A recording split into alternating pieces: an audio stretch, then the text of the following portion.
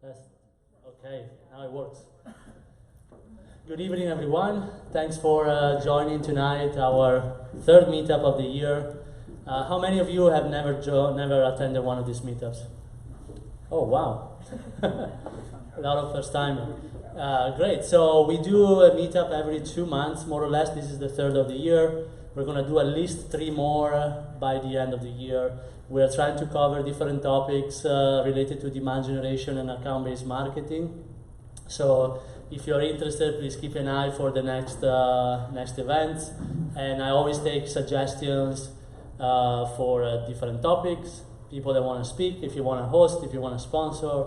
All of these things help the community, which we're trying to grow. We are now more than 600 members, so please keep an eye on this group. So today we have a topic that I'm really passionate about, which is creating a demand generation budget, but also looking at CAC, looking at funnel metrics, and really understanding how much you should invest to get to your goals. Because I think there is still a lot of issues and concern on how much we should invest and how can we justify that budget. And so that's why the topic tonight, and we have great speakers that are going to be explaining some of the tricks. So my name is Franco again. I'm the founder of a company called SaasMQL. What we do at SaasMQL, I'll explain it later. But first, let's look at the agenda for tonight. So I'll just make the intro very quickly, hopefully. And then we'll have Sahil, who is going to go into the how to measure the ad spend against the actual revenue. So he has some very interesting slides. Then Steve from Medallia is going to go more into the funnel metrics and how you start from the funnel metrics to build a demand generation plan. And then Jack from SurveyMonkey, she's going to touch on how you look at a budget and start from scratch to develop those that document. And then we'll have a panel and Q&A at the end. Okay, so in a second we're also going to learn what AdStage does, since Sahil is going to speak for us. He's going to touch a little more. They're being super nice to host us for the third time this meetup, so thanks again for hosting, very appreciated. And so now I'm going to touch on the introduction, which is, I decided to title, Why You're Not Spending Enough on Customer Acquisition, which is, if you look at most of the companies, especially in SaaS and companies from Series A to Series C, D, E, F, the problem is never that they are overspending, they're spending too much. Most of the time they're not spending enough and they have very aggressive goals. And they need to get to their goal because they have investors, they have board members that are pushing them to get to their goals, but they don't know how to quantify the budget and how to allocate the budget. So my background, since most of you are new to these meetups, I was head of enterprise marketing demand generation at Branch Metrics before I founded SaasMQL. I was at Optimize, which is a YC company, at Wetton, Couchbase. And last year, I decided to start this business to help SaaS companies, particularly with account-based marketing, understanding who they should target, who is their ideal customer profile, and then we basically help manage the entire strategy and execution from account-based marketing. So we run campaigns on ads, on direct mail, emails, display, events as well, and then we track ROI and pipeline from the campaigns that we run. These are some of our clients. So let's jump on the top. So the first thing I wanted to point out is there is no such a thing as a free customer. So some of the clients I was talking, especially last year, they were telling me, well, we're getting a lot of customers for free. Why would we spend money in demand generation? We get introduction, we can get free speaking slots at conference because we know people. So, why would I spend $3,000 per opportunity? The problem is you can get all of those things when you're early company because you have board members, you have connection, but those things don't scale, and at some point they're going to stop happening. And you should always ask yourself the question, okay, you're getting free speaking slot, you're getting free customer, you're getting, 3 free customer a month. If I tell you I want to have 6, can you do that? Can you double that? Can you 3x your customer or your speaking slot or whatever you're doing for free? And the answer is almost always no. So what I want to point out is the key to demand generation account-based marketing is to figure out the paid acquisition. If you can figure out paid acquisition, you have a business model, you have a business. If all you're doing are free things, those things are going to stop happening. You have no control on those. You can scale it, you can 10x, you can do any of that. And that's why the cartoon here. So let's look at some of the benchmarks that I found. This is from For Entrepreneurs, which is a great resource. First of all, how many of you knows what CAC means? Probably, many of you. But basically, it's the customer acquisition cost. So how much did you spend to acquire one single customer? That you can look at just marketing, maybe just sales, just programs, but when you look at the full picture, you're looking at the total amount spent in sales and marketing, including salaries, including software, including everything you can put in. And then you look how many deals you close, and that's your acquisition cost. So when we look at the ratio, how many dollars are we spending to acquire a new customer? And this is an important picture here. We're seeing that the median is $1.13 to get $1 in revenue. So, this would be a bad business if you were not in SaaS. So we're talking about ARR, so annual recurring revenue. So in order to bring $1 of new ARR, you're spending $1.13 median. Some of them are spending way more, $3. But because they have a good LTV, which is your lifetime value of those customers, so we assume that those customers are going to renew at the end of the year, hopefully. Maybe not all of them, but the majority should if you have a good product. So once you're bringing $100,000 of ARR, you're actually bringing probably $200,000, $300,000, $400,000 in LTV. So how much are you willing to spend to bring that $100,000 in ARR or $300,000 in LTV? And so these are the metrics. So the top performing one are 50 cents to $1. So they can do it in a pretty good fashion, but we also have to see what's going to be their LTV, because usually those that have a high performing CAC, that have a very efficient with the CAC, they are more towards the small business, so they might have a high churn, so a smaller LTV at the end of the day. So the average payback period is 12 months, which means it takes 12 months of that paying customer to pay back the acquisition cost. So $100,000, it means the first year you're not profitable. You become profitable with that customer after the end of the first year. So why companies are underspending in demand generation? Number one reason I would say is the lack of confidence in their ROI and their marketing attribution. We had a full event a few months ago talking about marketing attribution. The reason for that is if I go to a client and I say, if I ask you for $30,000 and I bring you $50,000 back in a client, would you do that? Of course they will. You will always spend $100,000 to bring $200,000. The problem is sometimes you don't have that visibility, you lack confidence on your metrics and your campaigns, so you are not feeling confident in starting that investment. And in other cases, I see companies that marketing takes time. Demand generation campaigns takes time to see a full effect. You have to nurture those leads, especially in B2B. And they have a goal for this quarter, so they say, I'm going to just hire 3 more reps. They're going to onboard in 90 days, and hopefully, they're going to be full quota by Q2, and they're going to bring money. But it doesn't work like that. So many times they don't have the scalable system to really ramp up the campaigns where it needs to be. So they already committed to hire reps. I have this conversation many times where they say, well, we are already hiring 5 more reps, so we don't have any money to spend on demand gen. So those reps are not going to have any pipeline to begin with, and they're going to have to basically just do outbound and try to source their own pipeline. I already talked about the free customer thing, that they're still trying some hacks and see how long they can pull it off. And then many times there is nobody owning demand gen that is pushing to get budget, that is pushing to implement those campaigns. So what you want to do is for each channel, you should have something like this. I took this from Visible, which is now part of Marketo, which is now part of Adobe. is a cool chart. I think this is what we also try to do all the time, is for each channel that you're running, you should know what is your cost per lead and cost per opportunity, what is your return on investment. So if you can create something like this for your channel, then you start having ideas what channels are performing really well, what is your return, how much money will it take to get out the revenue that you want to hit as a goal.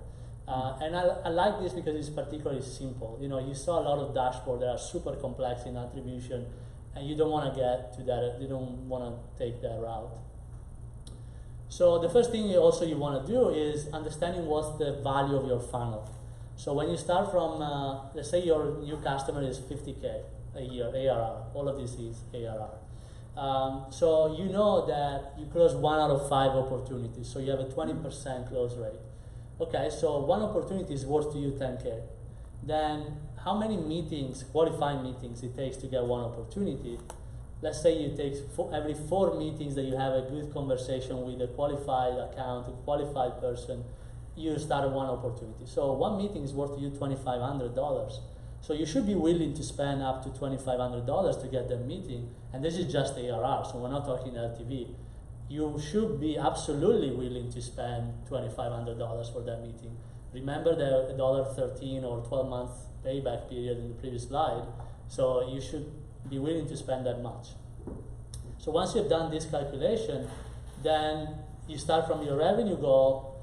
Let's say you want to close 2 million new business this year, your average deal size is 50K, so you need 40 new logos at a win rate of 20%. You need 200 new opportunities, which means you need 800 meetings to get to that goal at a cost per meeting up to $2,500.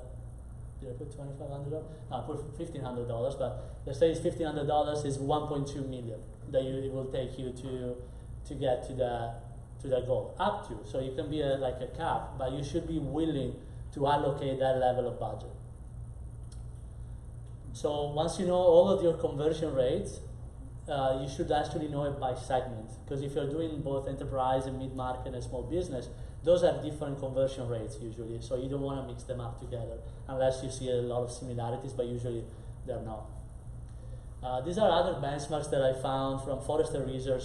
It's not super recent, it's 6 years ago, 7 years ago, but you can have an idea what kind of companies in SaaS, B2B companies, what kind of conversion rate they have from MQL to SQL to pipeline, which means an opportunity, to one deal. So end to end, less than 1%. That's kind of another benchmark. So if you are hitting those kind of values, don't feel bad, because that's kind of the benchmark across. So once you define what your total budget is going to be, you need to know where to allocate the budget. And these are some of the tactics that you can distribute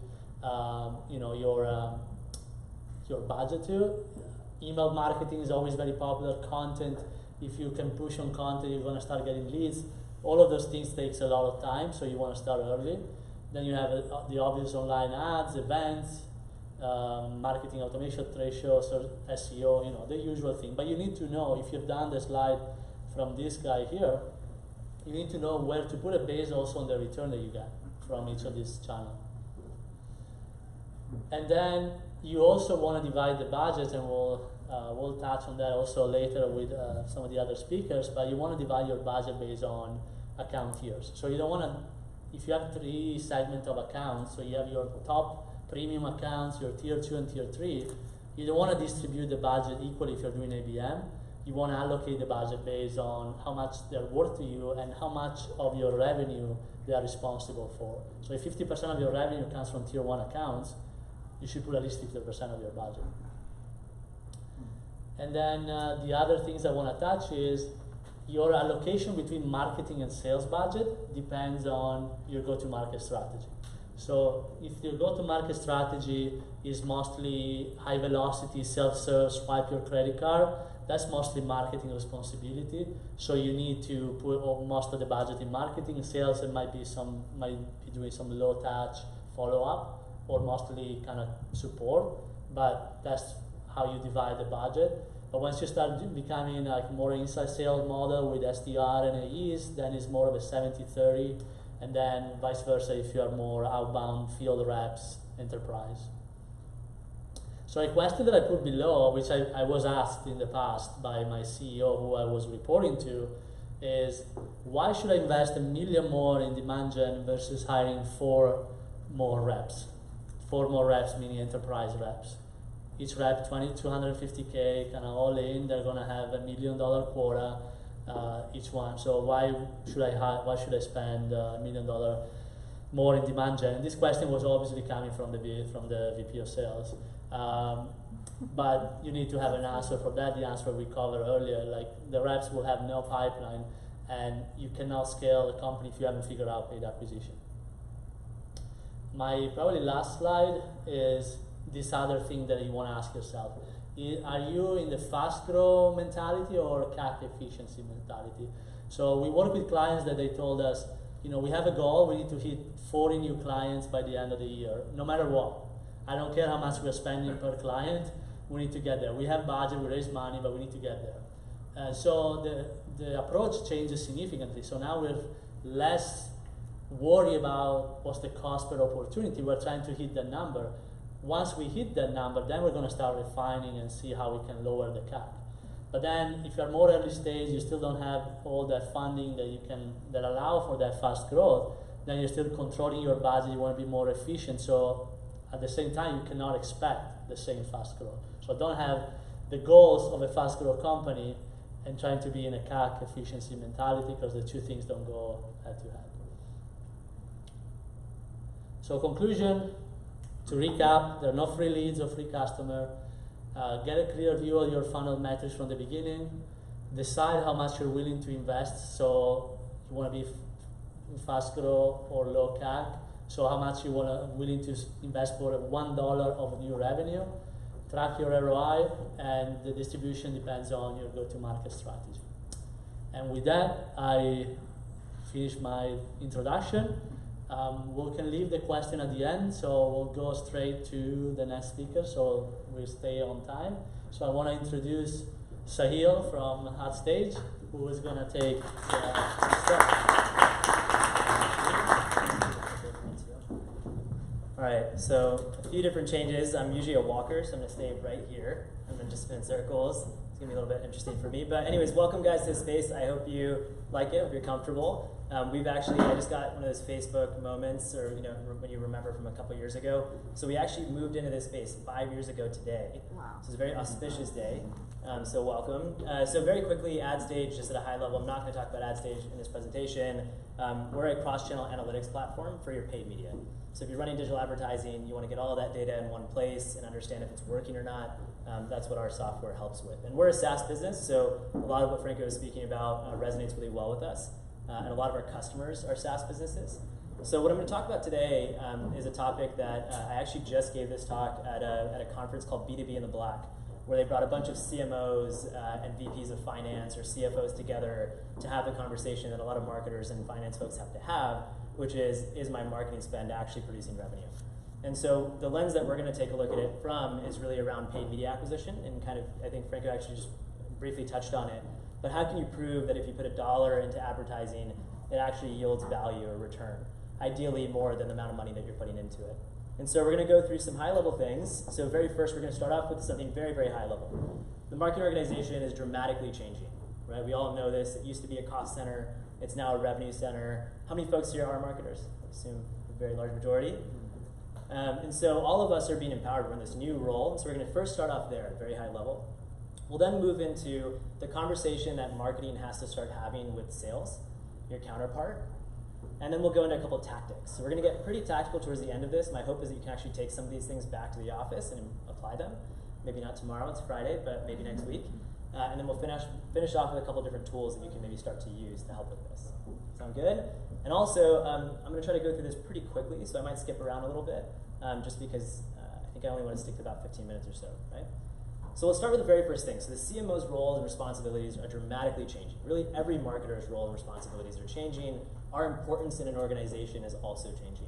So if you look at some of the data, when you think about it, when your CEO is being asked who's in charge of maintaining growth or actually growing the organization, it's starting to all fall on the CMO's shoulders. right? And in fact, if you think about it, one of our top mandates as CMOs is growth, and is driving continued growth and sustained growth and obviously profitable growth. Another stat that we actually heard recently, which is a little bit alarming, is that most CMOs, the average tenure is less than 2 years. So the conversation that we need to have to be able to prove the efficacy of our work is incredibly important, right? Because we're honestly some of the first people to go. I think CFOs actually have a lower tenure though, so I think that's the only difference. So just thinking about this, when you do talk to CEOs, so this is a survey done to a bunch of CEOs, and they said, who in your organization on the C level is in charge of growth? And it falls squarely on the CMO's shoulders. So IBM recently released these 11 trends. They do this every year. It's the IBM Watson Group. And one of the biggest trends I thought was really fascinating is that there's this rise of the new marketer. A lot of us probably here, especially in this city, understand this, but the technical marketer, the digital kind of first marketer, people who are graduating from school now from marketing kind of programs, it's very different than what happened maybe 15, 20, even just 10 years ago. And so you're starting to see that these digital first, digital native marketers, marketers, are the ones that are starting to score higher. And it makes a lot of sense, right? We're growing up in a world where there's marketing ops, there's systems that we need to connect. A lot of marketers know SQL now, and they're starting to be able to actually connect data at a fundamental level. And so this is something that's a trend that's continuing. And in fact, this technical marketer is the #1 most hired, or kind of, I guess, most hired and also most sought after role when it comes to marketing organizations. Everyone is looking for this technical marketer to come in and help connect all these different systems. All right, so then how do we start thinking about bringing marketing and sales together? Those are your two revenue driving units. You're starting to see this new role, the CRO, the Chief Revenue Officer, sit on top of both marketing and sales. So how does this actually start? How can we start to have that conversation? So before we get there, one of the things that we talk when we actually go and speak with CMOs, they're very aware of this. They know that they have to bridge the gap between marketing and sales. They're aware that that's a big hurdle. Typically, those organizations were in separate silos. In many organizations, they still very much are, but they're aware that they need to start breaking down those silos and working together. One of the craziest things that we find, and I think all marketers here will probably groan at this stat, but we know that the vast majority of leads that we actually drive, the revenue, the pipeline that we build, many of them aren't even contacted. This is a huge, huge amount of waste, right? The amount of waste that's spent on this, they say, is over $1 trillion a year in terms of lack of marketing efficiency and sales efficiency with not being able to work together and make sure they're following up with that pipeline that's being driven. But the good news is that with companies that actually are able to increase their efficiency and they do have true marketing and sales alignment, they do a lot better, right? This 208% seems like a relatively random stat from HubSpot, but the reality here is you do see this across the board. Right? You see organizations that truly have their marketing and sales teams in lockstep will produce more profitability quicker and therefore be more successful organizations in the long run. So how do we do this? How do we bring these teams together? So we thought we actually came up with this word, but we definitely didn't.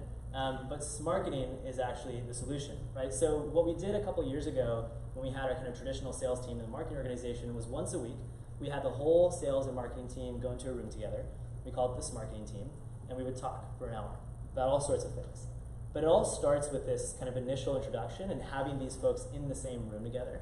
You're going to get the constant struggle between sales saying they need to hit quota, they don't tend to talk to you.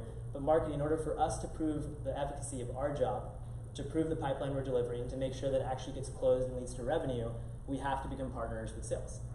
So one of the very first things that we did, actually Pallavi is our VP of marketing, and she joined us actually almost just a year ago. One of the very first things that she did is she went to one of these meetings, and all of us were, blurting out those different words, SQLs, MQLs, etc. And for the most part, our definitions were correct. Sales folks knew the definitions, and marketing folks knew the definitions. But when it came down to the nuances, they were not. We were off. We were off, but just a little bit. The definitions weren't perfect. And so one of the very first things that we did was we put this doc together, a Google Doc. We listed out every single one of these key metrics that both sales and marketing should align around, and we just made sure that we define them properly. So we created this SLA between the two organizations so that this way, when we are speaking about the amount of MQLs that we're driving, or SQLs that we're driving, or the efficiency, we're all speaking the same language.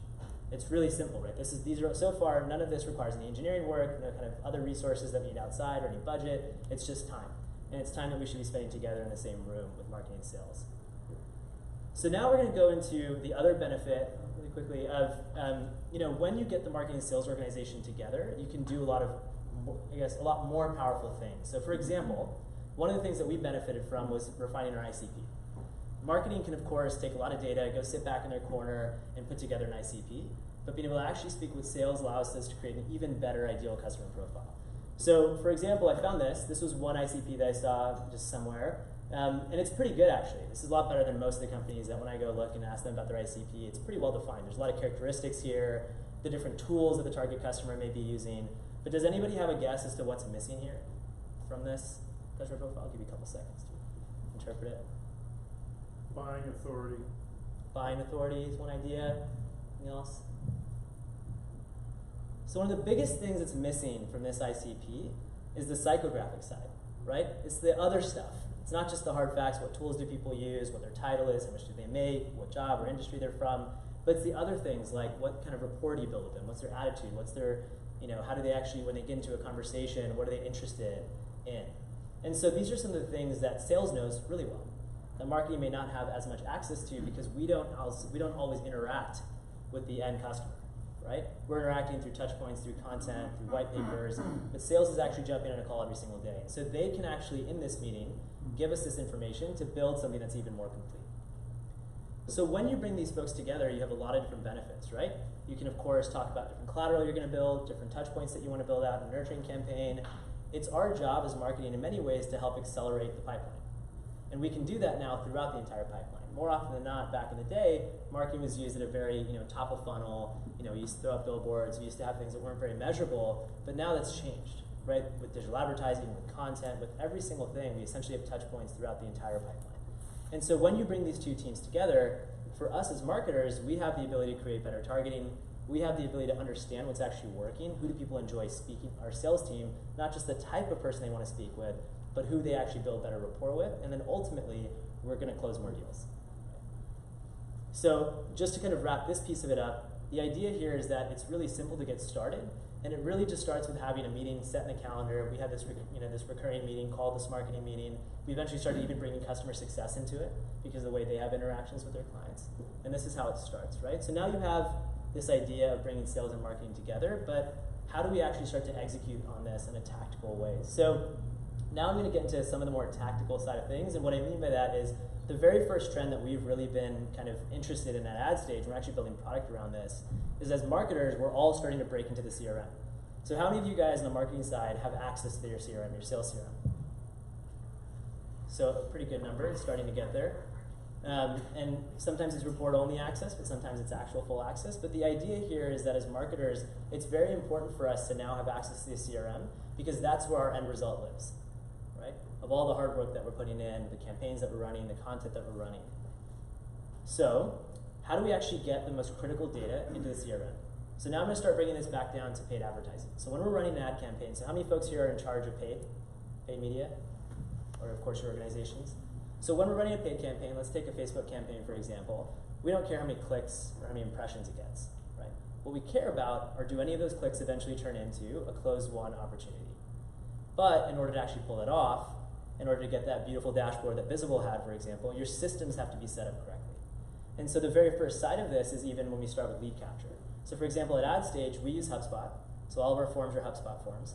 And one of the things that we do is we have our hidden fields, and we're tracking any time someone comes from a piece of content or an ad. We have those UTMs that we've done perfectly, of course. And when they come to a form and they fill it out, we make sure we capture those UTM parameters. And we're going to send that over to Salesforce or whatever CRM we're using to append to the record. This is what it looks like. And then from there, what we do, again, bringing it back to the paid side. So in order to actually connect this data, the process that we have to go through manually is we go through our ad channel, so in this case Facebook, we'll download our ad table down to the URL that has all the tracking parameters. Then we'll go into Salesforce because we have access to it as marketers. And we're going to go download an opportunity report, and then we're going to hopefully run a VLOOKUP process and combine the data. Right? It's a pretty manual process, and I'm skipping over a lot of really, really complicated steps, but that's the idea. And so one of the tools that we actually use that I just wanted to put up there is that Salesforce has a really cool connector. So if we don't have full access, it allows us to at least get everything into G Sheets for us where we can start to connect those things at a data level, right? Because ultimately that's kind of what we're trying to get to. And when you do this, this is a high-level view of what you actually can see, right? You can see your ad performance, you can see your ad costs, you can see your LinkedIn spend versus your Google ad spend, but what's more important is you can see what's happening down the funnel. You can see which ad channel in particular is actually profitable.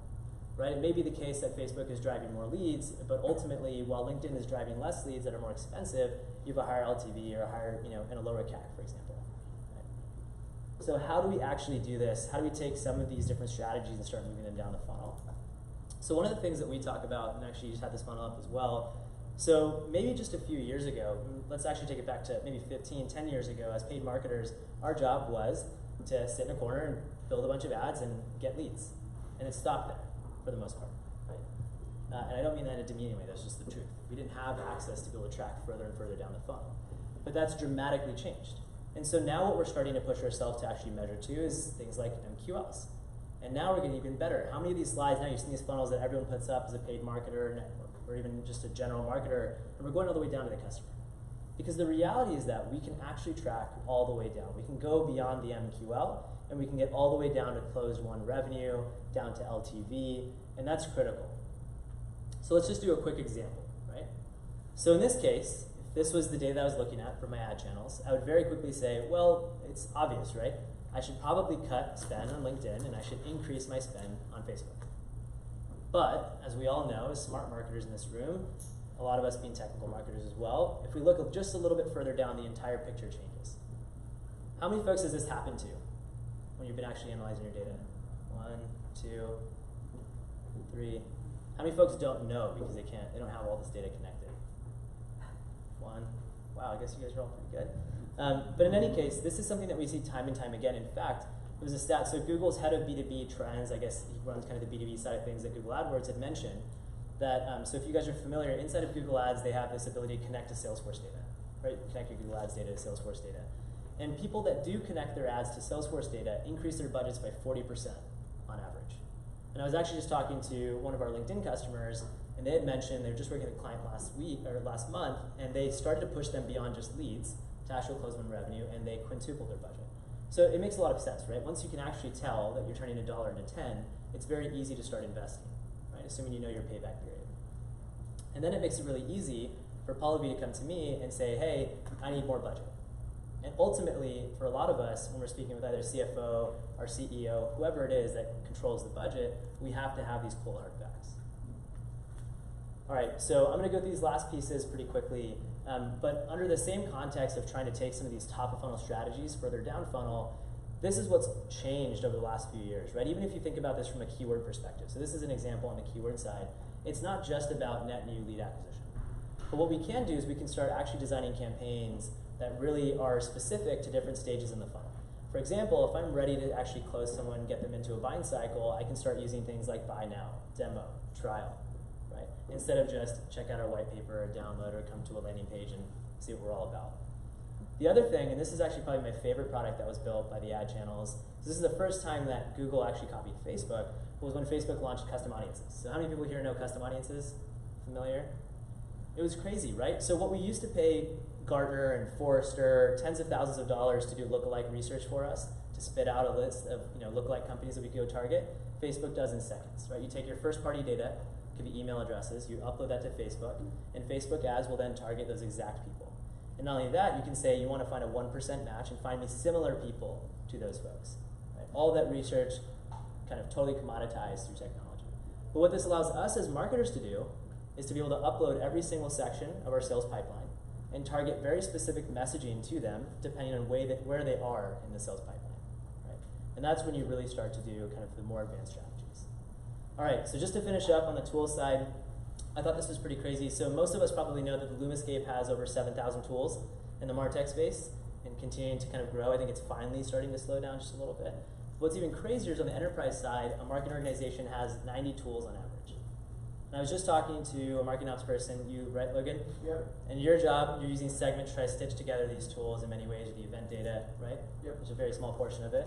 But that's the challenge, is when you have 90 different tools and you have all of this really critical data in all of them, your systems matter so much.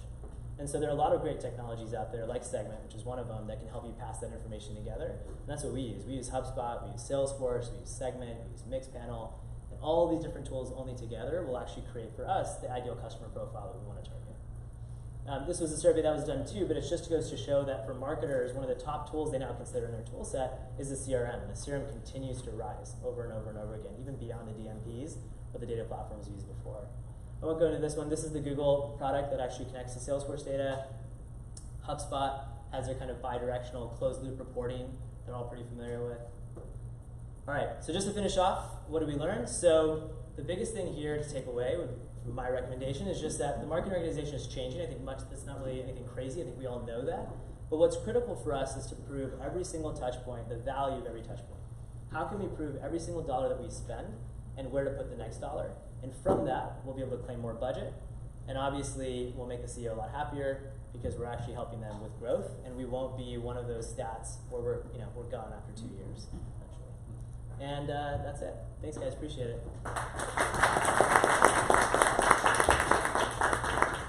Thank you, Sahil. Great presentation. So we are moving right along. Our next presenter is Steve Arentzoff. Arentzoff, yeah. Perfect. Who is VP of Demand Generation at Medallia. Thank you.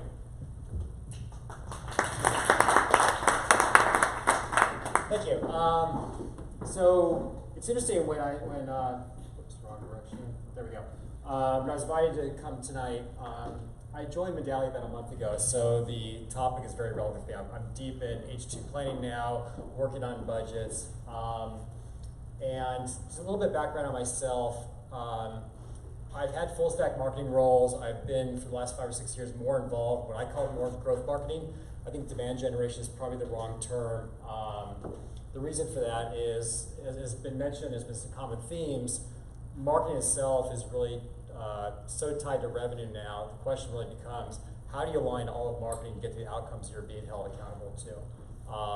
And there's so many different disciplines that you have to be conversant in that go beyond the marketing discipline, from MarTech to data to analytics, that the marketing function has become so technical, and the question you really have to answer is, how can you craft your marketing organization in a way, structure the people, structure the processes, structure your relationships with sales to the outcomes that you're being held accountable to. So I think that, again, this is a common theme I've heard tonight, and it's absolutely true. I really don't care what you're told in terms of your job. As a survey, everybody who's in demand gen here and actually has accountability, if you're told you're responsible for leads or pipeline or qualified leads, that's just not true. What you're held accountable to is revenue. I mean, your finance team will work backwards on what they believe are the acceptable conversion rates from leads or pipeline to the close one sale and give you numbers that relate to that. At the end of the day, you're held accountable to revenue. Most cases, particularly in the B2B side, 35 to 50% of revenue is being asked for to be delivered by marketing. You have a marketing organization in a mid-sized company that may have a couple hundred people. You probably have a marketing organization with 40 or 50, and half of them are a non-demand gen role. So that really becomes a challenge about how you can do this with predictability, how you can do it in a repeated way. And we talk about budgets, and really, I think the whole question about what the budget is almost the wrong question to ask.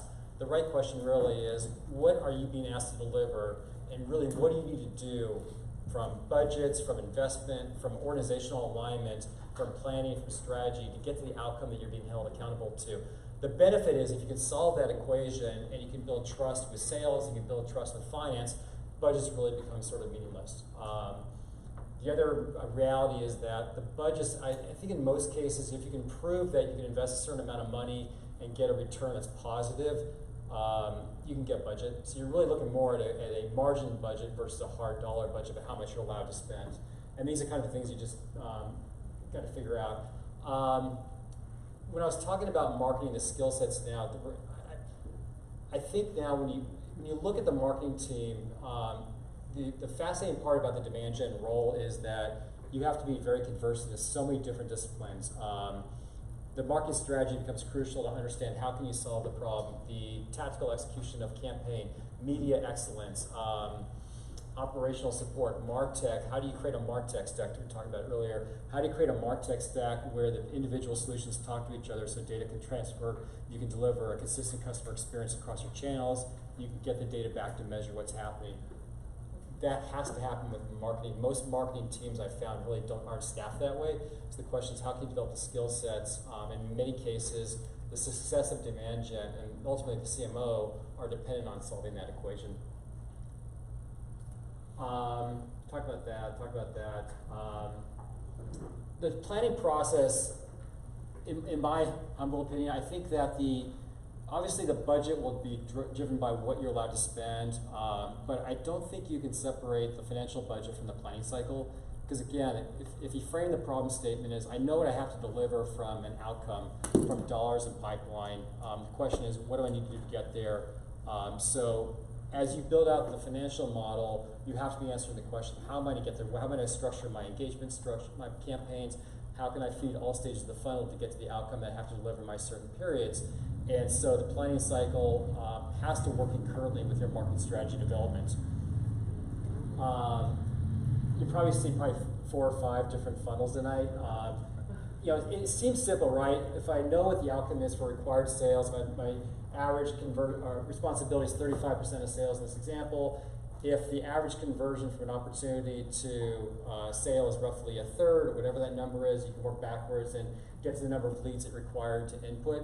The reality is, how do you do that with scale? How do you do that across all of your different channels when different channels play different roles? You may have down funnel campaigns like AdWords that convert very highly, but you also have to build the upper funnel pipeline with enough leads that will convert 6 months down the road for a bigger sale for your enterprise team. That managing that mix becomes really important. One of the challenges I've tasked my team with is starting to answer the question, don't think about what campaign you're going to run. Think about what ownership you have around the accountability to that revenue number you have to deliver. And I think it's sort of a freeing question because you start to approach your end game differently versus, I think the old, the comment was made earlier about you sit in the corner and you run some ads and you generate some leads. The reality is if you have to deliver revenue pipeline within your quarter, you have to think holistically about what new pipeline do I create this quarter, but if I look at the leads that were created last month, last quarter, how can I get a certain percentage of them or a higher percentage of them to progress through the funnel and actually reach the MQL stage, reach the SQL stage, and push into the sales process. So each channel you look at plays a different role in that process. Upper funnel, you're going to use content engagement campaigns most likely. You're going to go out and find companies you think are the right audience for you and create content that tells a thought leadership position, helps explain your unique story for how you approach the problem. But often, it's really easy to create leads. I mean, probably anybody here that creates leads can go create 1,000 tomorrow. The question that has been raised is, how do you find the right leads that will progress the sales process and balance out your high funnel and lower funnel needs? But some of the options are available. Clearly, your market automation system can be engaged to find companies that you think are the right targets. I think one of the secret weapons we have as marketers is your own channels, your website, your Marketo system, or your market automation system are incredibly powerful. Your website, if it's not, it should be both your largest source of leads as well as generate the highest quality leads. All of your other media that's running the marketplace will often result in more traffic to the website. Your best friend's going to be your SEO person, your best friend's going to be the person managing the content development.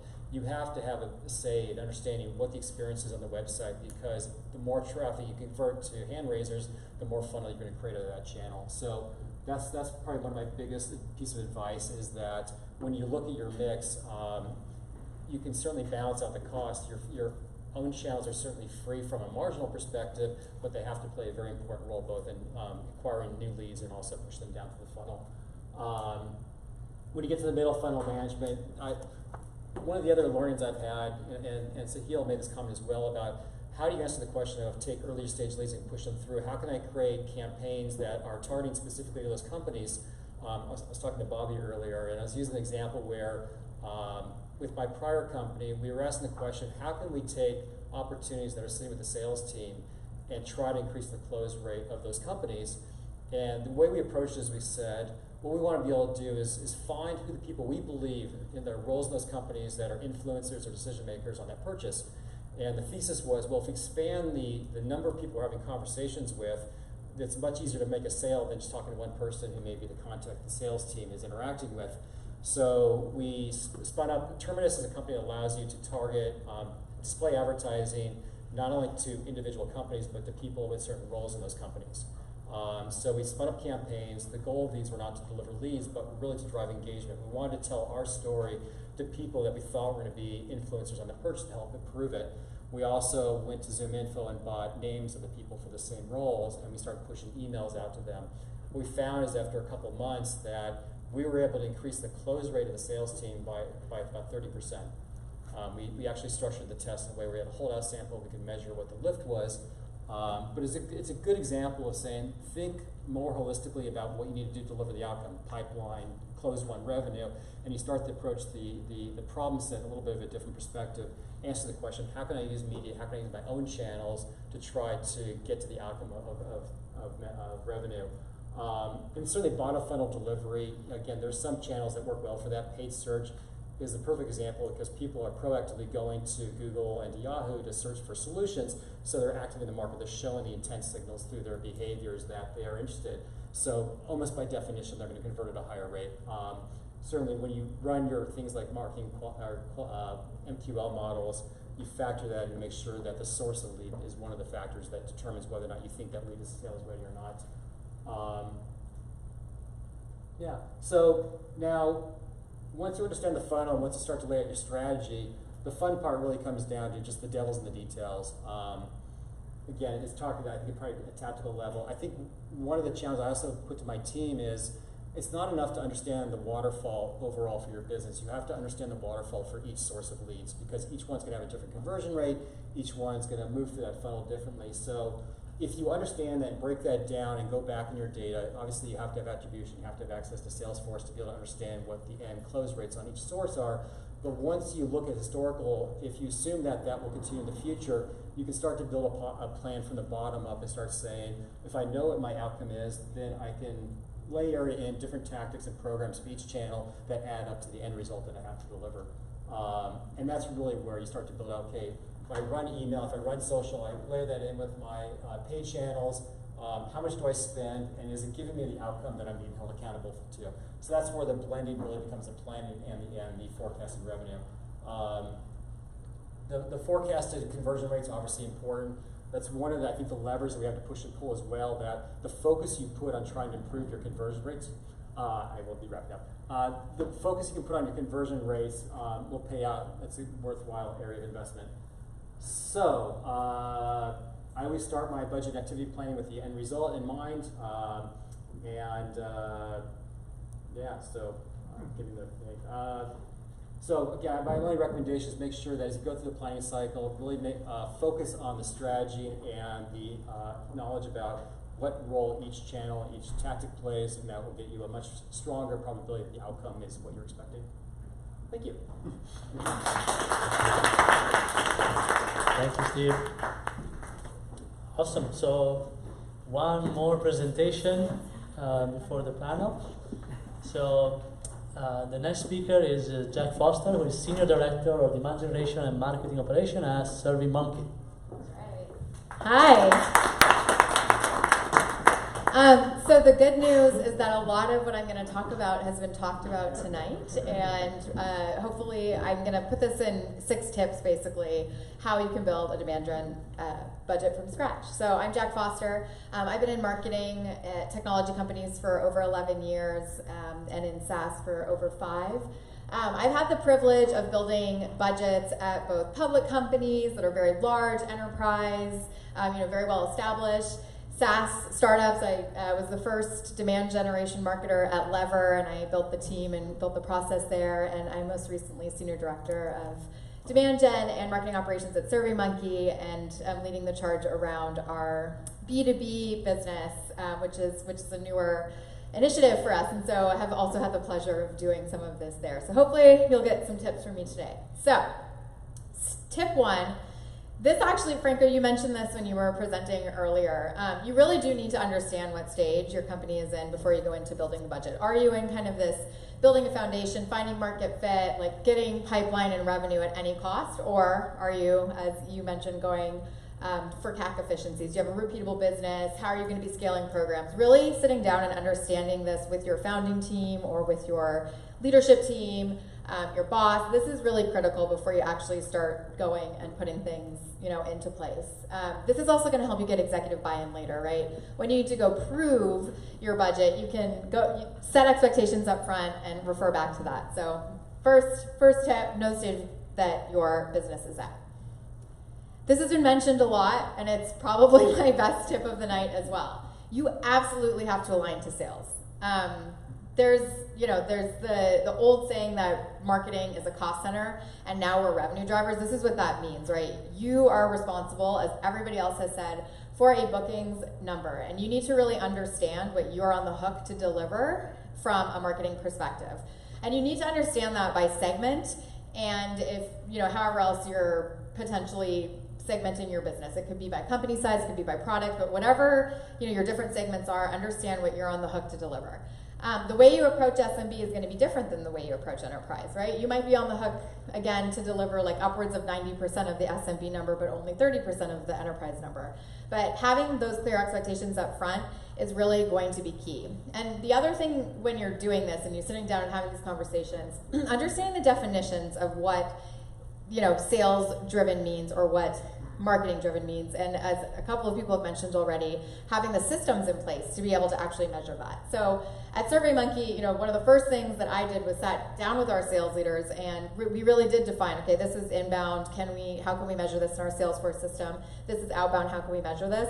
And align to those goals. So putting a stake in the ground up front and really understanding that's going to be key. 3, define a strategy. So once you have a good sense of what your goals are going to be by segment, again, aligning with the key stakeholders across your organization on how you're actually going to approach those segments is going to be key. And it's going to change your channel mix, right? The way you approach enterprise is going to be different, likely, than the way you approach mid-market or the way you approach SMB.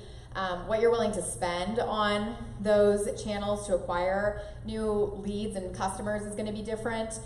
So really sitting down and mapping out what your strategy is for each of your segments is, again, going to be a really critical step and help you get that executive buy-in later.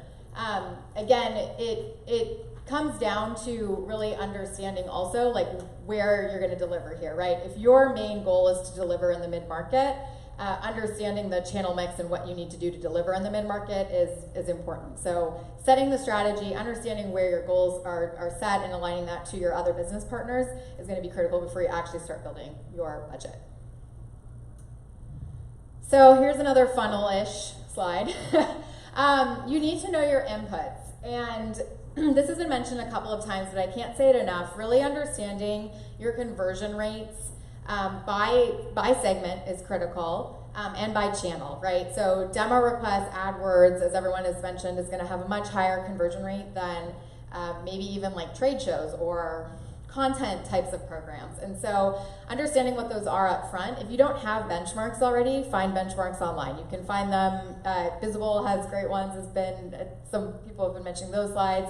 HubSpot. You can definitely find what industry benchmarks are and use those when you start to build your model. But if you obviously have historical information, I recommend using historical information and potentially adding in efficiencies as you build your model out. Understand your average order value by segment, right? Again, enterprise is probably going to have a higher deal size than an SMB deal, and that needs to go into the different funnels that you're building and how you're building your plan. CPLs by channel is going to be important, and then you build your model from the bottoms up. Here's the goal that you're working towards. With all of these inputs, where do you end up needing to get to from a lead perspective? This has happened to me. I'd love to hear if this has happened to you guys before, but once you actually build that model, how many times have you gotten to a place where it's, you need an infinite amount of leads and it's going to cost you millions and millions of dollars and it doesn't look like it's going to work, right? So that might happen, but then you need to start building scenarios and understanding kind of what levers you can pull, what you're able to do to actually get to the bookings goals that you're working toward. Measuring success. So, again, there's so many different ways that you can measure success. I would highly recommend just picking a couple of key performance indicators that you are working toward when you are measuring marketing success. There's millions of things that we can be measuring, and I'm not saying, if you have a team of analysts that are able to do that, great. But if you're like a one-man show and you need to be doing this kind of from the ground up in an early stage startup, pick a couple of key performance metrics that are going to be how you measure marketing success. ROI on channels, right? What is your attribution window? I think this is something that really does come into play when building your marketing budget. Does marketing get credit for like 6 months after a program goes live, or does marketing get credit for a year? Or what's your sales cycle look like? What's reasonable? Establishing that up front so that you're able to say when you are asking for more money, yeah, we did drive this much, and this is, this was the time frame that it happened in. You need to have that stuff up front, or you might run into problems later. And then we've already talked a lot about this, but understanding like LTV, CAC, all that is super important, as everybody has mentioned in here. But I also feel like you don't need to do this alone. Partner with your founding team, partner with your board members, partner with whoever whoever has kind of expertise in this area for your business, so that you can be understanding these metrics and understanding how to use them to influence your business decisions. And finally, socialize. So as you're building your entire plan, you really should be bringing along your key stakeholders with you. Sales should be your best friend in this process, right? They should know from the beginning, again, what the goals are, what the strategy is, and you should really be partnering as you're moving through your demand gen plan and getting buy-in from the sales organization and sales leaders. That is just gonna help you later answer that question of, why invest $1 million more in demand gen, or why invest in 4 more reps. You should actually probably have that answered already with your sales leader before you go into a meeting with your executive team. Socialize it with your team. Like, make sure that if you're leading a team, that everybody believes in and understands kind of what the goals are and what you're working toward, and making sure that they are on board with the demand gen plan and budget. And of course, cross-functional partners. And finance is a big one. Finance for me is a partner at SurveyMonkey, and hopefully you're in similar situations, but lean on these different stakeholders as you're building this stuff out to get their buy-in and to also understand how they can help you build this to be effective. So finally, just a couple other things. Remember, there's no silver bullet, right? When you're building a plan, channels don't scale indefinitely. If you're newer in a channel, you might see efficiencies that you're not really able to scale, out to huge numbers. So there's no silver bullet when building a budget or a plan. You really do need to have a mix, and you really need to understand how different activities are going to lead to different outcomes. But you might get that question of like, well, if we spent all of our money on one channel, wouldn't that be the most efficient? Probably not. Things just don't scale indefinitely. So keep that in mind. Look at seasonality as well. Businesses have slower times. You might be able to drive more from marketing in certain quarters versus other quarters. Consider that when you're building out your plan, right? And leave room for testing. I think we all like to have really specific outcomes for all of the things that we're planning, but we also want to have wiggle room for what we want, if we need to be reinvesting in something that's working well, or if we just want to test things that maybe we don't really know if they're going to work or not. So when you're building your budget, I highly recommend putting that in there as well. So this is one example of how a budget build could look for you, what your top of funnel programs look like, what the spend is, the program type. You can take a look at this in more detail, but it kind of gives you a nice screenshot, a nice snapshot of how you could start to think about this in a more practical way, so you can bring this back to your organization and think about if it works for you. I think that's it. I feel like I went really fast, so.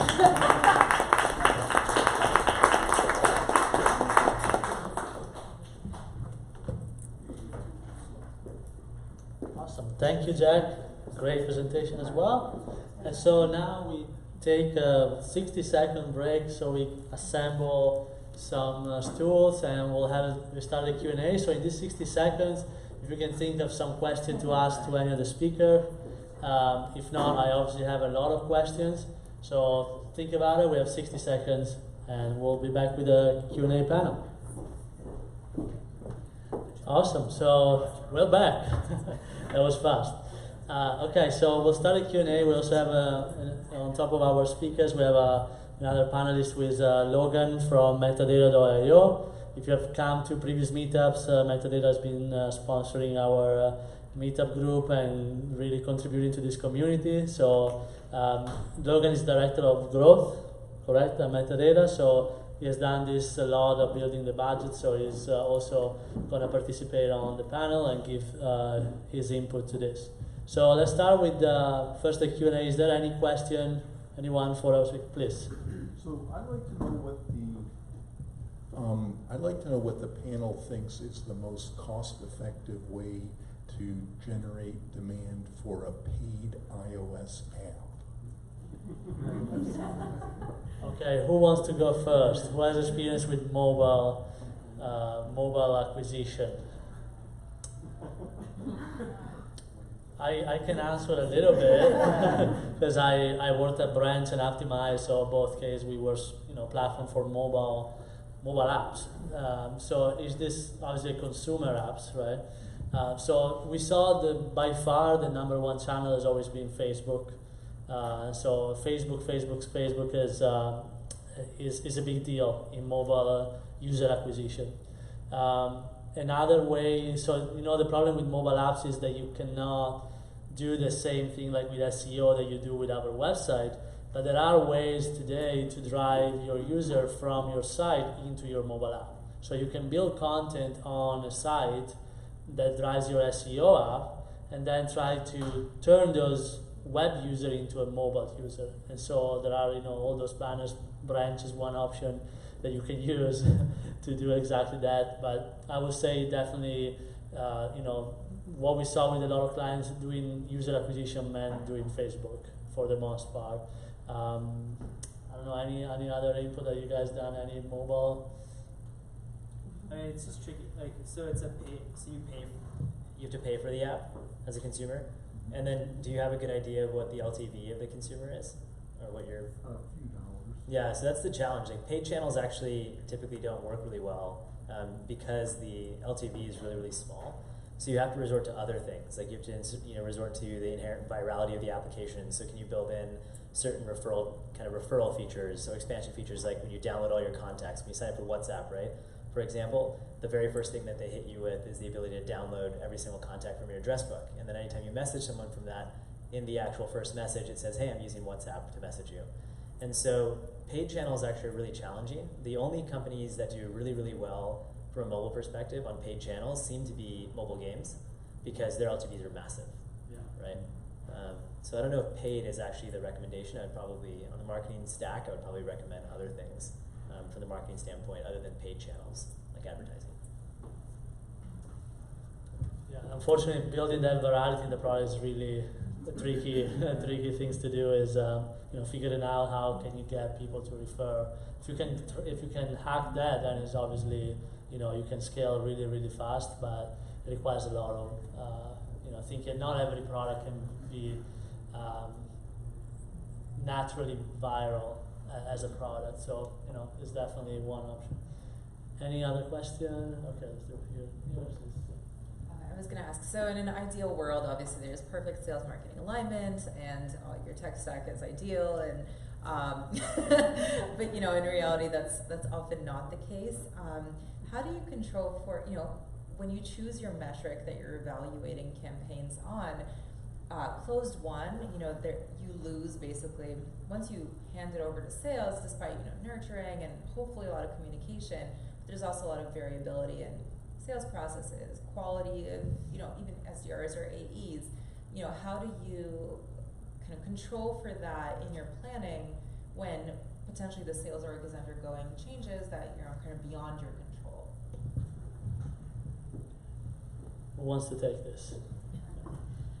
I think that's where knowing the existing conversion rates are really important, and using those to build a model and understand what the kind of current state is. I think one mistake I've seen made is if you use just industry conversion rates and they're not really aligned to what your company can actually do, then you're going to have a different outcome. But if you're starting from a baseline and understanding your conversion rates, I'm not saying that's solving the entire problem, but you should at least have a decent idea of what you will deliver from marketing based on historicals. So that's one thing to take into consideration.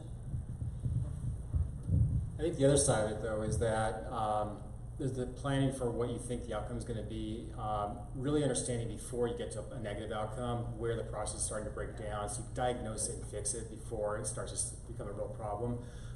You're absolutely right. I mean, if there's an SDR, if it's a B2B sale, understanding their role, understanding the qualification criteria that they're using, if that's working properly, that's where the alignment between marketing and sales becomes incredibly important to make sure that you're working towards the same goals, working with the same terminology and nomenclature about what is qualified. And I think, what I've done is that I probably on my first day at the last couple of companies I've started with, I've gone to the head of sales and said, I own this number, and to try to set a level of trust that we're on the same page. So as you start to challenge where the process might break down, where you see bad behaviors on the part of salespeople, not that they ever do that. A good example, or easy one we all run into is you push the lead over to the salesperson, and instead of converting the lead to an opportunity, they'll create their own direct opportunity, record the sale, so it breaks your credit and it breaks the attribution, it breaks the feedback loop to know which campaign that you want to optimize around drove that outcome. So, understanding that, and sometimes you just have to dig into the data and really try to figure out what went wrong so you can solve it. And you kind of own it, because otherwise you have to live with the consequences. Yeah, and I find that process of creating opportunity that breaks is one of the most common challenges and very hard to solve. We tried in the past to enforce validation rules, whatever you name it, to enforce reps to create the opportunity properly, but it's not an easy challenge. There was a question here. Okay. Mostly for Steve, but anybody else. When you mentioned the mid-funnel campaign that you did, sort of this where they were stalled out, and you used Zoom info for emails and a couple other display tactics. Was there an existing kind of SLA with the sales team? What was the process for sort of getting permission? And I ask only because, traditionally that kind of once that lead hits the sales team, there can be a certain level of sensitivity about who owns that relationship, and would just be curious kind of how that played out. Yeah, it's a good point that often the salespeople want to keep any conversation they're having hands off from marketing, so because they have a fear that we're going to screw it up. In this case, I partnered directly with the head of sales, and we worked together to create the structure of it. And so he bought off on it, and it removed that as an obstacle. I'm doing something similar now with Medallia, where we approached the head of sales and said, look, what we want to do is implement this program. What we're going to do is we'll say any opportunity that has a closed won date that's forecast within 30 days, we'll keep those off the track, and we'll keep those as sort of a holdout group. Anybody else is fair game for trying to help them along. And then a follow-on to that is, was there orchestration in terms of the sales folks? Obviously there was communication, but were they then increasing the outreach, following up on the emails? Like, what was the... In that case, with Decision, no. In the case we're doing now, we're actually using the SDRs for the follow-up. So we're trying to find the right roles. The SDs, the sales directors, often don't want to coordinate with marketing in a structured way. They have their own playbooks.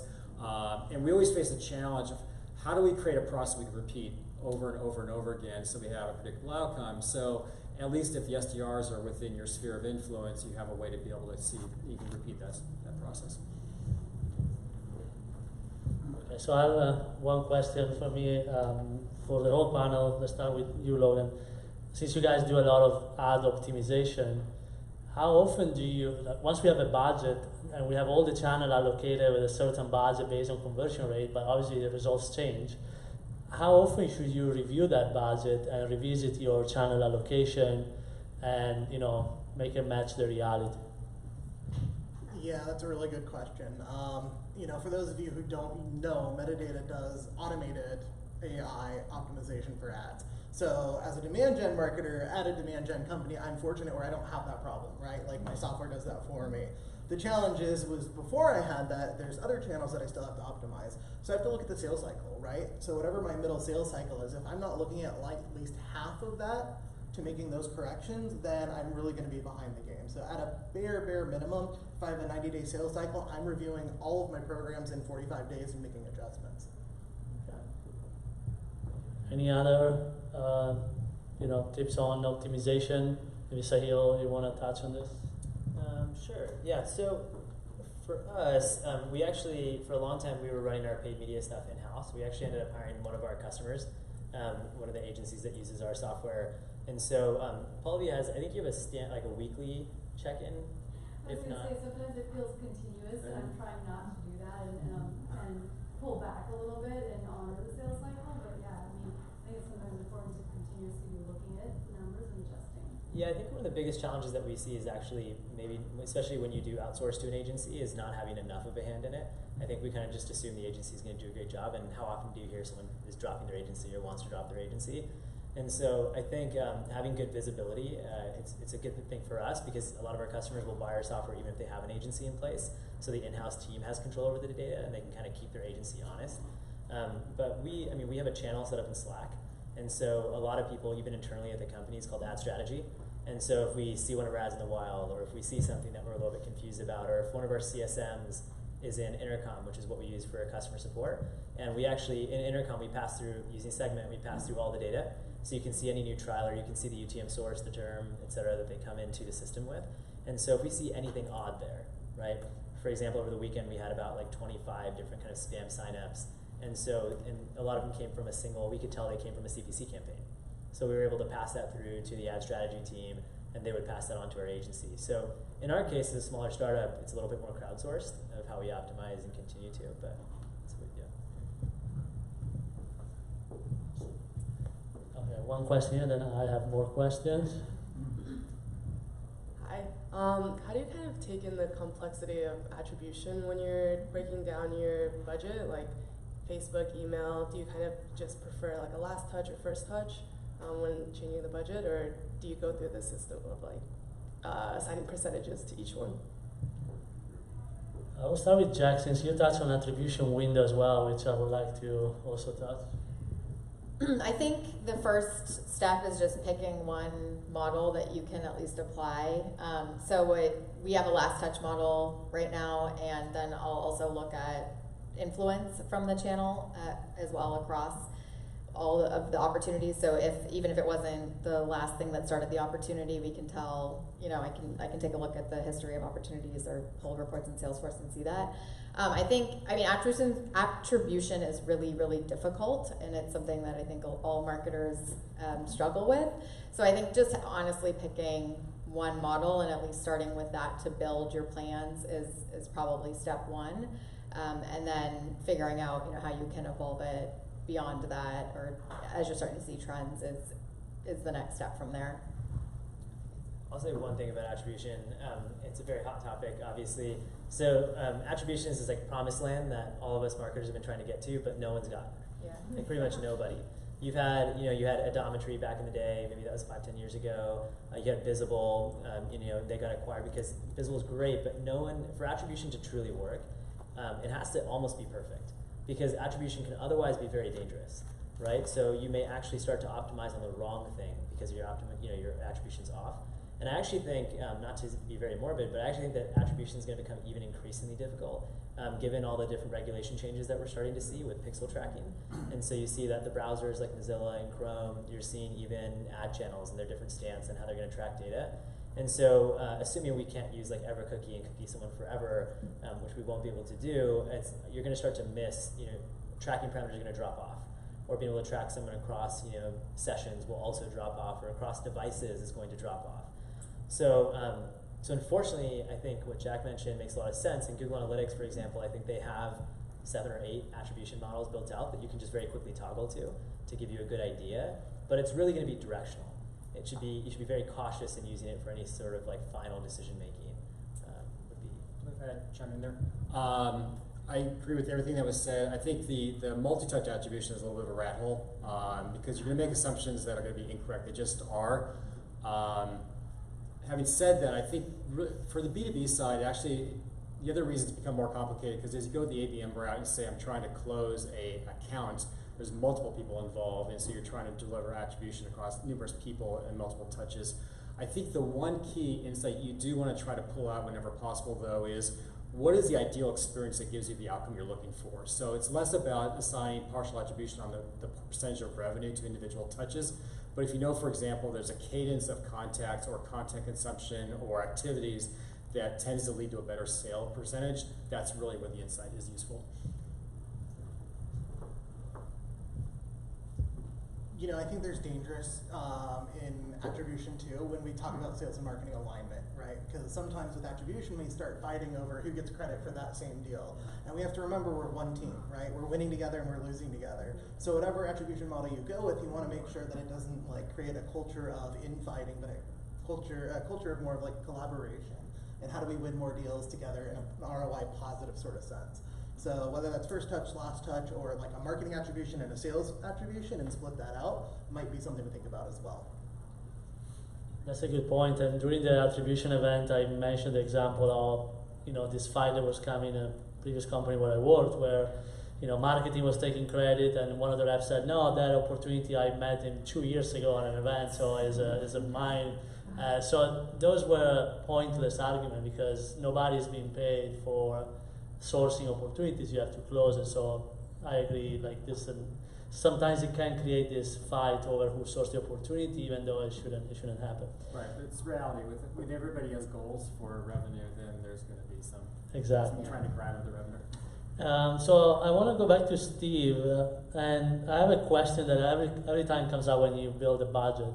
How much will you spend on branding and non-attributable programs? And in particular, how much do you spend on billboards? We saw that your billboard on the 101. So, how do you justify those kind of investments? I'm not going to claim credit for the billboard strategy. It's interesting because if you're responsible for the revenue generation, brand plays an absolutely important role. You have to be able to see the marketplace and the message. It's very rare if you send out a direct mail communication, whatever channel it is, and it's the first interaction with your brand that person has had that didn't convert. So you really have to see the market, help them understand who you are, what you do, what value you provide, how you help solve problems. So I'm not sure there's a perfect answer on how much brand, but certainly there's certain audiences where you have to build awareness of who you are and what you do. I think you look at earned media investments of how you can get influencers to talk about your company to help build awareness. Brand plays a role in that. Certainly that's really where it comes down. I think the blending of media also plays a role, that you're going to allocate a certain portion of it knowing that's going to play an upper funnel role, and it's never going to have an attribution model that pays out. It's just an investment you have to make, or you're going to have issues scaling. Yeah, I would like to hear everyone's opinion because, again, especially when you're early, you want to do PR, you want to do analyst relation, you have to invest 40, 50 grand a year at the minimum. You want to do billboard campaign, that's another 40, 50, $100,000. How do you justify that when you cannot come back with an actual ROI? We recently actually, I think the best way that brand's ever been described to us was your brand is essentially the sum of every single touch point your potential prospect may have. And that goes beyond marketing touch points. So for example, I think probably everyone here is a consumer of Amazon, and probably the vast majority of us can say Amazon's customer support, for the most part, is some of the best customer support. Certainly they built their brand on that, right? And that's another touch point where you have to care about brand. And so whether it's a piece of content, whether it's your customer support or your customer success team, any interaction that they have with a billboard, a piece of digital content, an advertisement has to be consistent. And so I will say that in many organizations, it has to be somewhat of a top-down philosophy that they do appreciate and understand. You will go to organizations where they don't, and they'll have that question of, well, why are we spending $50,000 on 20 billboards in California or whatever?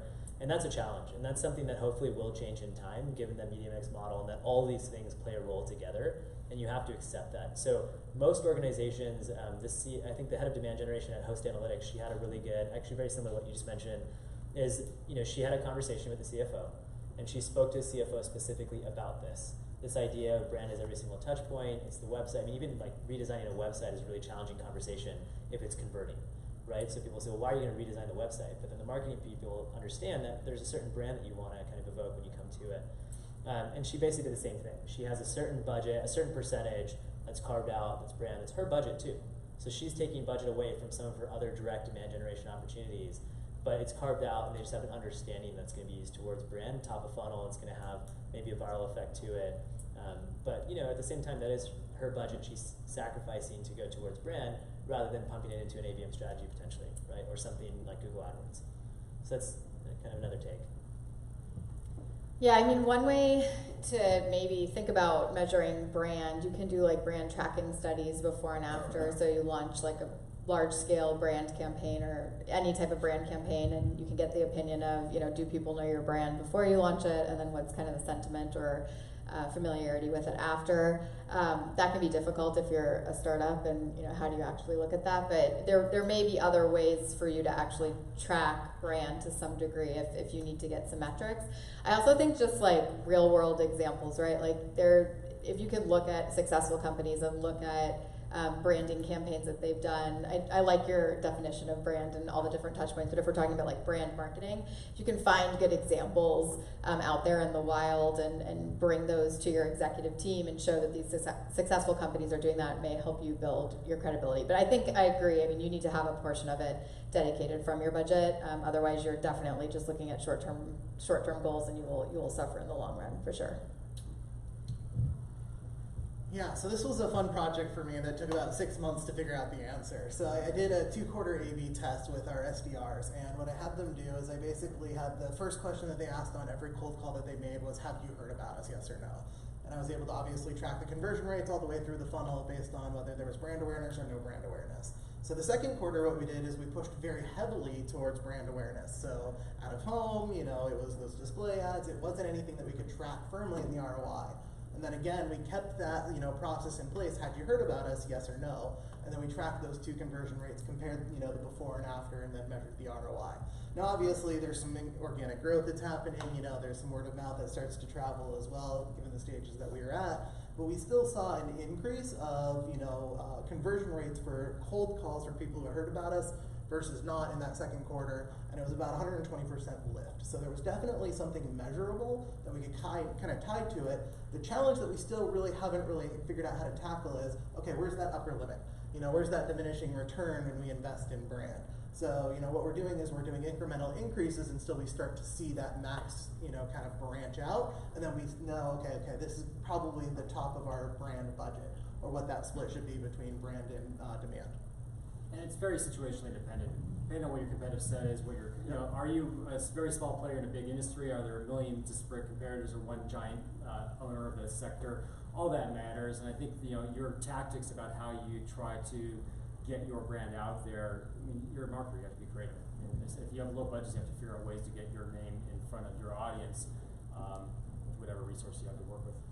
Yeah, and if you have a good way to collect that, how did you hear about us thing during the first sales call, that's probably the best type of data if you have a way to structure that data. Someone saw the billboard and decided to call, unlikely, but it happens. Or, I got people that said, oh, I saw you on Quora. I didn't have that attribution, but they told me that was the answer. So it's the same thing to keep an eye on. Any other question from the audience? Okay, so we have 2. Hey, yeah, my question is, so if we're talking about building a marketing budget, what is the next line item that you would see you would actually be adding? So Facebook marketing's been around almost 8 years now. Instagram is here. WhatsApp is around the corner. Where do you see the market going? So much about marketing is being an early adopter, breaking through the market noise. Where do you guys see it's going to go? Great question. Start from you, Lorenz. We're going on. Yeah, that's a really, really good question. I think that what I see happening is more and more merging alignment between sales and marketing. So I think that, we hear it, but I think we're actually starting to see it take place. So when that happens, I think we're going to look at sales and marketing as one and the same. And so the investments might come from the sales side and when we're doing some of those marketing activities. That would be my honest opinion. It's a really hard question to answer. I think when I think about where we're trying to build, there's obviously there's channels, and there's kind of your core channels that you're going to invest in. You have offline channels that you can invest in. I think I really look at how you can continue to improve your process and the process between sales and marketing too. So are there technologies out there that are going to help you do that? I mean, that's probably where my next line item goes to, right? How can I work with the set of things that we already have and continue to improve process, and what are the things that are going to help me do that? I don't know if I have an answer around the next big channel out there that we're gonna be purchasing or looking to be on, but I think process is probably where I focus. Once you kind of have your core set of activities. Yeah, so my whole talk was on marketing sales alignment, so I agree with what they're saying. But I think on the technology side, so you already have a line item for technology, but I think that line item is going to continue to increase, and that's okay, because I think you're going to have displacement potentially of manual work that you're going to have in place. And so it's kind of on the same side of if you think about like agencies and how agencies are changing. So I was at Publicis in London at one point, maybe 2 years ago, and their chief strategy officer just randomly came into a meeting and said, hey, our agency's going to die. And so, which is like a very aggressive question, but I think my response was that no, I don't think they're going to die. I do think that anything that can be automated through technology will be, and I think that may mean displacement of a certain amount of jobs. But I also think the specialization will need to change dramatically.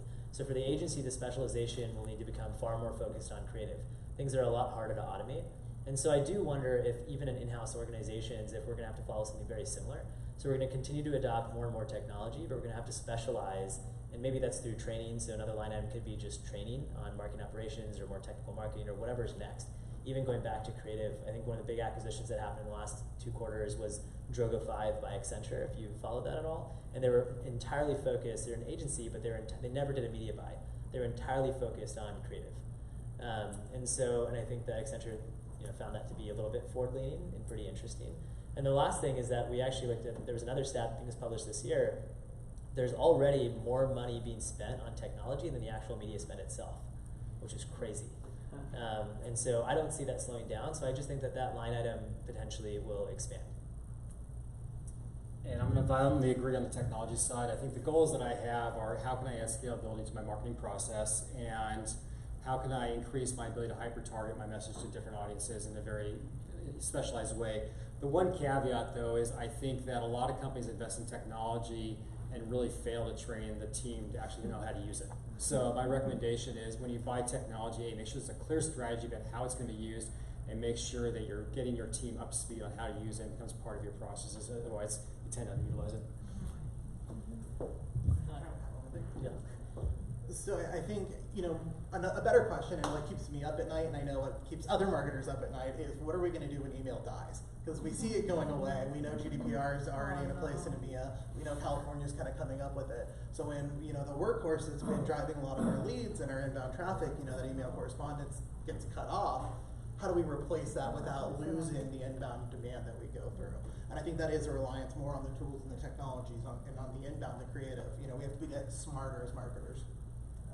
And I also want to answer the question with the first assuming that that all the channels work better when they are working together. So there is no one single channel is going to work by itself. But to answer your question in specific, what we saw working well as the kind of new trending channel is number one by far direct mail, which is an old channel coming back as a new channel. We had an event talking about it, but it is working well because there is not a lot of competition. Like email now is going down as well. Facebook ads is still okay. LinkedIn has a lot of competition, but it's still working obviously well because everyone is there. But the cost is going up. AdWords also the cost is going up because there's more competition on AdWords. The other one that we saw is Quora. So if you're in B2B, Quora ads are looking very, very promising. We ran a small test a few months ago. And the traffic that we were seeing, obviously you have to have topics on Quora, you have to match that, but the cost per click, per lead, and all of that is really, really small because the competition is small. So keep an eye on that. And then one more thing is we're investing in technology that allows us to react right away when a lead from a target account is on our site. So we are biased, we are a partner of Drift, but we always recommend Drift to every client because it's phenomenal, and I think that's what a lot of things are going into conversational marketing and be able to react right away and be able to identify those visitors that come to your site and trigger an action. That's very hard to do, but if you can do it, every time we were able to do it, the person was really impressed. So it's something to keep an eye. Angelica, you had a question? Just kind of to anyone, what is one mistake you feel you made either earlier on in your career or just anywhere in this kind of realm of demand gen budgets that you really, really learned from and helped you grow in the end despite it being a mistake? So, budget mistake. Let's start from the right. Going. Many mistakes. A lot of hard-won lessons. Probably the biggest lesson I've learned over time is that demand gen works well when you are able to control the entire process. You can define a strategy where you're saying, look, I know the outcome we're getting. In a lot of companies, demand gen is kind of carved off as a separate discipline within marketing. So you've got the brand, you've got product marketing, you've got creative, content writers, and often the demand gen team will be the recipient of their work, and they'll say, here's your new white paper or thought leadership piece, go craft a campaign around it. That tends to fail. And what I mean by that is if the demand gen team is saying, here's the objective I'm trying to deliver, here's the audience I'm going after, here's what I know about our competitive set, that persona, now go build a content piece specifically with these details in the brief, then the probability that's going to actually deliver the outcome they're looking for is much higher. So the organizational alignment within marketing to have a campaign cycle that's really driven by the campaign strategy, which should be owned in demand, and having the rest of the team support them, it's a very dramatic shift in really sort of the weight of how marketing is resources are allocated. But that's one of the things I found that without having that alignment, it's really hard to meet your numbers on a consistent basis. So my perspective, I guess I'm the CEO on this stage, so not really a marketer directly, so I want to be mindful. But I think from my perspective, so we hired our first 3 folks that we hired to run marketing, and we're an early stage startup, were our customers, and they tended to be very, very technical marketers, demand gen marketers, and they're very, very good at a lot of the systems, the operations, and a lot of the demand gen stack. I think one of the things is that I undervalued some of the other sides of marketing as well. So for example, some of the creative sides, some of the brand strategy, some of those things that you hear about, and it's, maybe in the Silicon Valley we'll laugh about them and say it's all technical marketing, it's all about the demand gen curve for us.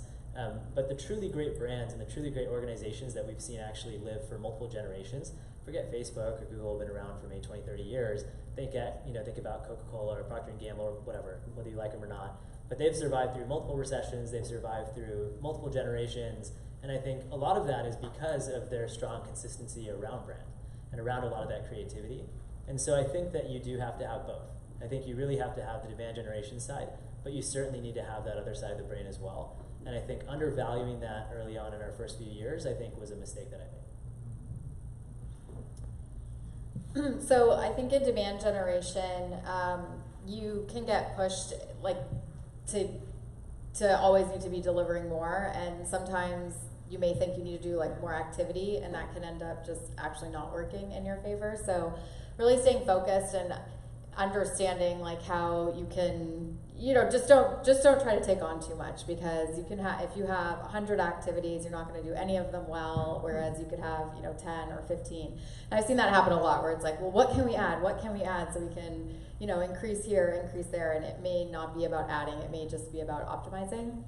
And then the other thing I would say, we haven't really talked about this very much tonight, but also get out and talk to your customers. We're really focused on the acquisition, and we're talking a lot about the technical aspects of marketing and all the kind of mechanics that go behind that. But it's also really important to build those relationships and understand your customers. That is going to help you inform the decisions that you're making. Some of the stuff that we've been talking about tonight. So I'd say that too. Yeah, to piggy off that, for me it was compromising. I knew the numbers, I knew what the conversion rates were, I knew exactly what I needed to make my programs work. I went into the E-team meeting and they wanted me to compromise. They wanted me to be, hey, well, what about this and this and this? We want you to do all 3. And so I said, okay, and I should have said no, because I got mediocre results on all 3. Then it's great, now where do we invest more money? Do we invest more money on A, B, or C, and all the results were just kind of meh?